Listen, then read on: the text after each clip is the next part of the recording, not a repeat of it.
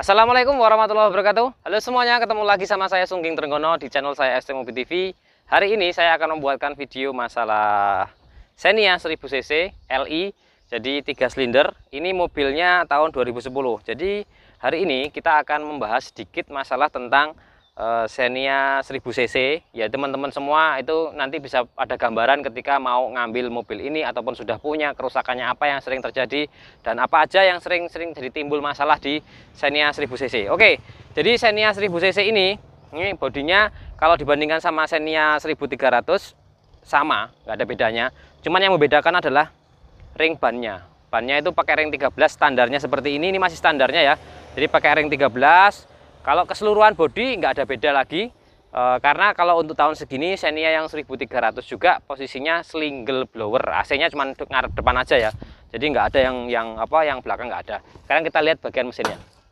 Dan sekalian nanti kita bahas apa aja yang sering terjadi masalah di Xenia 1000cc. Nah ini adalah mesin EJFE. Ini posisi mesinnya 3 silinder. Nggak ada 1000cc sebenarnya, 989 kalau nggak salah itu, tapi kita bulatkan jadi 1000cc dan 3 silinder. Silindernya itu 3, businya 3, pistonnya 3. Makanya kalau untuk yang 1000cc ini getaran mesinnya lebih kencang. Jadi kalau nggak ngerti masalah 1000cc, tiba-tiba belilah Xenia yang 1000cc, tiba-tiba kok dibawa itu kok kayak gini ya, rasanya geter-geter gitu ya, karena memang karakter mobil yang 1000cc 3 silinder itu pasti goyangannya akan semakin keras dan terasa, karena balance-nya ya gitulah pokoknya. Maupun mobil-mobil yang lumayan canggih mungkin goyangannya nggak akan terlalu terasa di dalam karena peredamannya bagus. Tapi kalau untuk mobil yang Xenia, sekelas mobil Xenia yang mobilnya itu ya untuk rakyat banyak, otomatis ya kalau sudah, apalagi sudah umur gini ya, ini udah umurnya sekitar 12 tahun, pasti karet-karetnya kalau masih bawaan itu sudah mulai keras karetnya, makanya getarannya itu semakin lama semakin tinggi. Ketika kita beli second pasti keluhannya kok kenceng ya gitu goyangannya. Lanjut lagi, mesinnya ini menghasilkan tenaga kurang lebih 63 HP. Kemudian ini torsi yang dihasilkan sekitar 90 Nm di 3000-an RPM. Kalau tenaganya itu tinggi banget ya, ini di 5000 RPM. Jadi kalau kita gas itu RPM sampai 5000, sampai gereng-gereng gitu, dia itu maksimalnya di situ. Dan ini sudah pakai power steering. Ini power steeringnya seperti ini. Kalau yang apa namanya 2010 itu masih pakai minyak ya power steeringnya. Kalau yang model-model sekarang sudah pakainya EPS semua. Mobil ini datang ke sini itu karena suaranya kasar. Setelah kita cek ternyata water pumpnya kita ganti. Oke, kemudian bearing tensioner, timing belt kita ganti. Dan yang Anda perlu ketahui adalah mobil yang Xenia 1000cc seperti ini itu pakainya timing belt di dalam sini nih. Di dalam sini itu ada timing belnya, penggerak camnya, penggerak noken asnya itu pakainya timing belt. Jadi itu ada waktu penggantian, harus wajib penggantian karena dia bentuknya dari karet ya. Jadi gigi yang ada karetnya itu ada waktu yang harus diganti. Maksimal ada di 80.000 kilo kalau kita pakai kilometer gitu ya. Patokannya kilometer itu 80.000 kilo. Kalau kita sering jalan-jalan macet segala macam, kita bisa mudun lagi atau turun lagi ke mungkin 60.000 kilo kita ganti. Karena nggak mahal, karena spare partnya yang ori pun untuk timing belt itu kemarin saya tanya itu sekitar 250 ribuan. Itu sudah original, saya beli di dealer ya timing beltnya. Tapi kalau tensioner bearingnya itu malah 450 ribuan, jadi lebih mahal bearingnya dibandingkan panbelnya. Itu informasi yang saya dapat kemarin. Dan keluhan yang paling sering timbul dari Xenia 1000 adalah masalah bunyi-bunyi. Itu yang pertama, bunyi-bunyi kasar, bunyi-bunyi getar-getar. Kemudian juga ini posisinya bocor-bocornya. Bocor-bocornya Xenia 1000 ini beda dengan 1300, karena kalau yang 1000 bocor di seal cover valve, oke, kita ganti seal cover valve-nya aja. Tapi kalau seal businya yang rusak atau yang keras, kita harus ganti. Nah, itu yang repot, itu kita harus ngerusak. Sedikit merusak cover belakangnya itu, terus kemudian kita kasih baut lagi karena dia modelnya klem. Jadi ada beberapa dealer bengkel yang lain itu modelnya dicongkel-congkel, dibuang segala macam. Itu nanti akibatnya akan ada oli yang keluar dari saluran bypass ini, selang sini. Jadi itu memang kalau dari dealernya saya tanya seal businya itu jualannya gimana, itu gantinya sama cover valve-nya harganya sekitar berapa ya, 800 sampai 900 ribu saya lupa. Itu luar biasa mahal sebenarnya. Harusnya kan dibuat gimana caranya, cuma ganti sealnya aja, kenapa harus ganti sama cover-covernya. Tuh masukan buat Daihatsu-nya. Dan mesin ini itu ngirit ketika kita bisa bawa irit, tapi bisa boros juga ketika bawanya kita boros. Dan kita sekarang langsung aja kita tes jalan. Rasanya seperti apa? Ikutin aja yuk. Kita jalan tes mobil Xenia 1000 cc 63 HP standar. Yuk.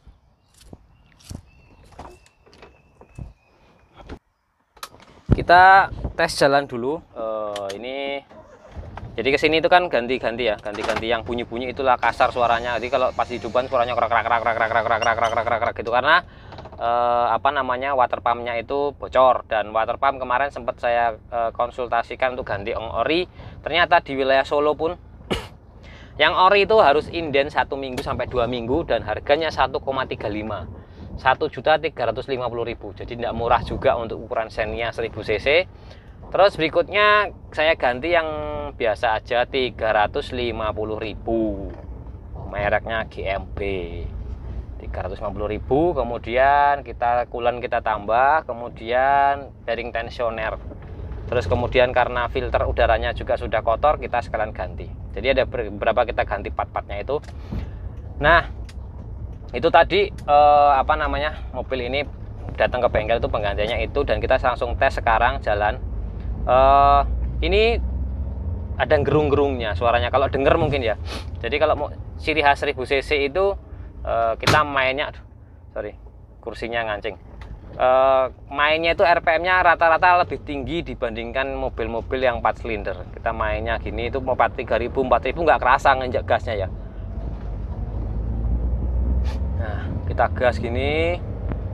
Nah, itu terus kemudian nggak kerasa itu RPM-nya cepet tingginya. Tapi ya itulah ciri khas 3 silinder. Jadi kita harus main RPM tinggi terus untuk bisa mobil ini melaju kencang itu mainnya. Karena beda ya rasio gearnya ya. Dari transmisinya ini rasionya beda, harganya juga beda dengan yang 1300 tentunya. Karena tenaga yang dihasilkan juga beda, tapi muat barangnya sama gitu. Makanya ini kan RPM-nya sudah 3500 gini baru kita oper. Jadi kalau seperti ini juga dibilang irit juga nggak bisa ketika kita main RPM-nya di RPM lebih dari 3000-an lebih.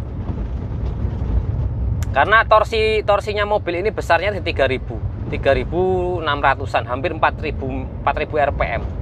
Nah, seperti ini nih. Nah, kita rata-rata kalau Xenia 1000 itu kita mainnya RPM-nya RPM tinggi terus, 3000, 4000, 3000, 4000.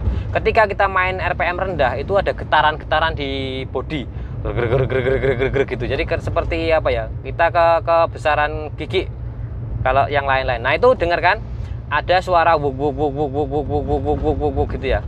Ini kan jalan di aspal sambil tes jalan seperti ini, itu ada suara wuk gitu.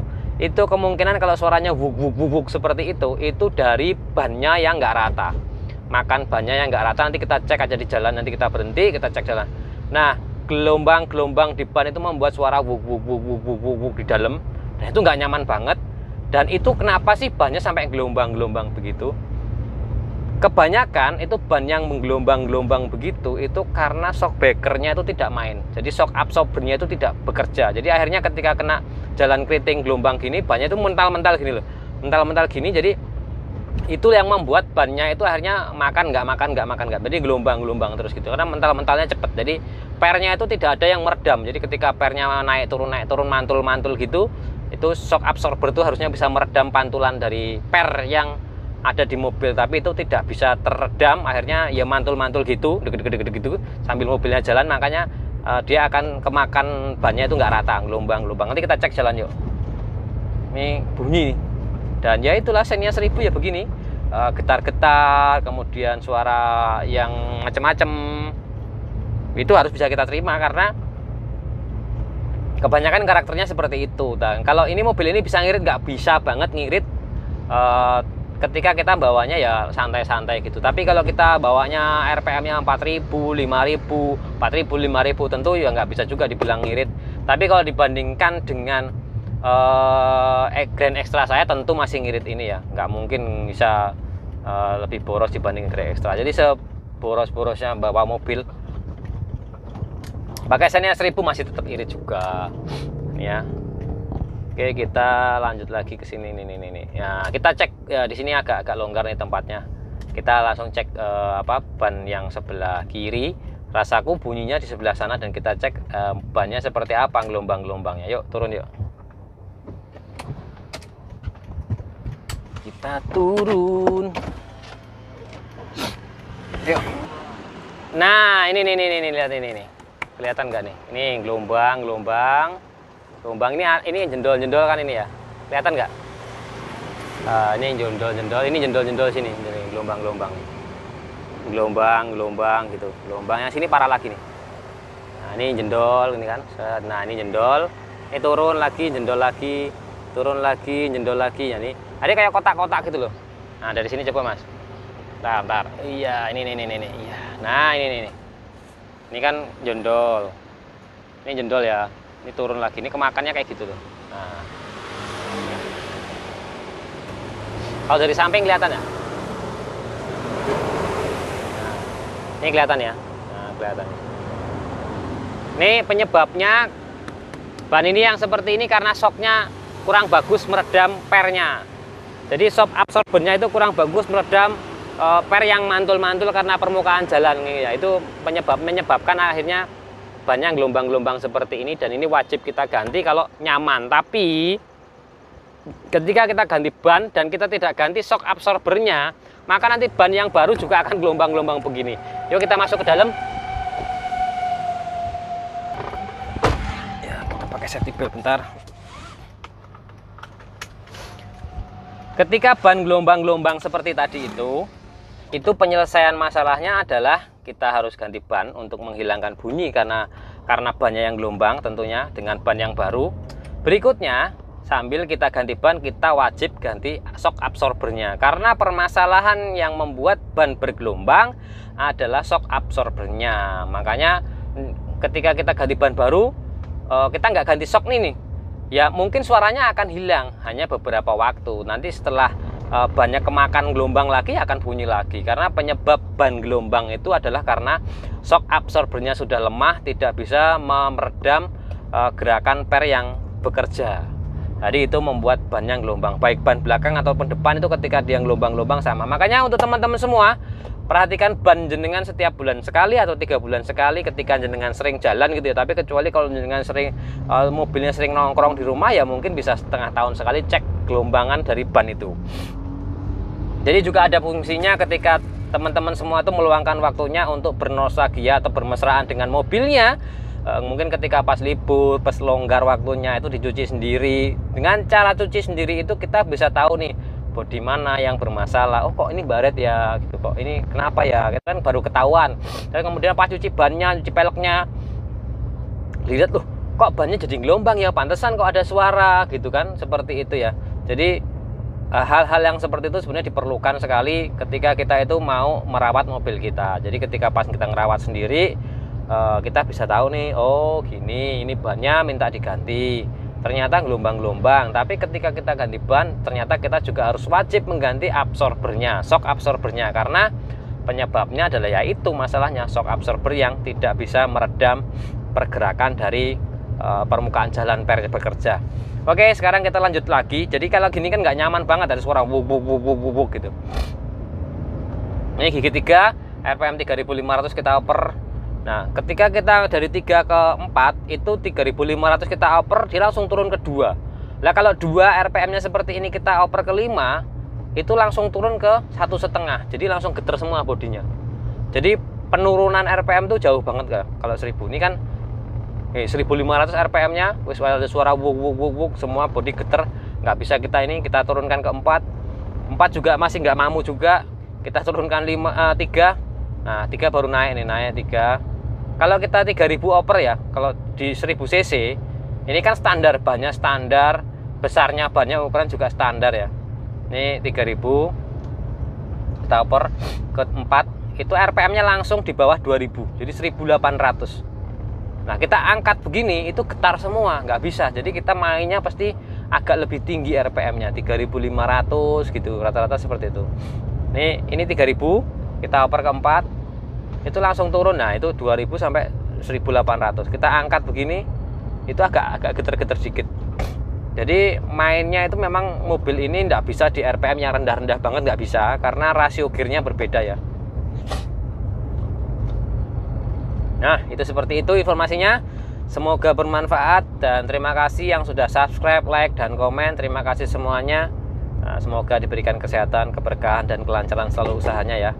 Bisa buat membahagiakan keluarga dan bisa beli mobil tentunya. Hari ini yang sudah pesan mobil ke saya tuh 3 unit. Kemarin satu nambah, satu lagi nambah. Itu informasinya. Sekarang kita lanjut ke bengkel yuk. Ya mas, ke bengkel.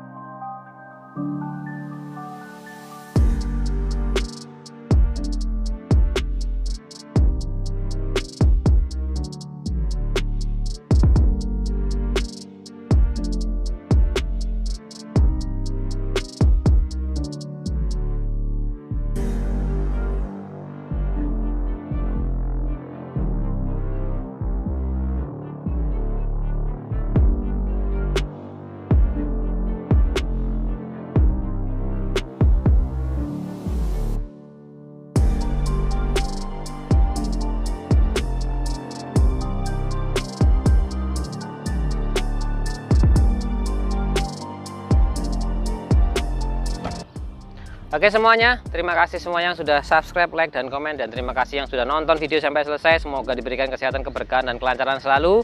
Terima kasih, saya Ari. Wassalamualaikum warahmatullahi wabarakatuh. Ketemu di vlog selanjutnya.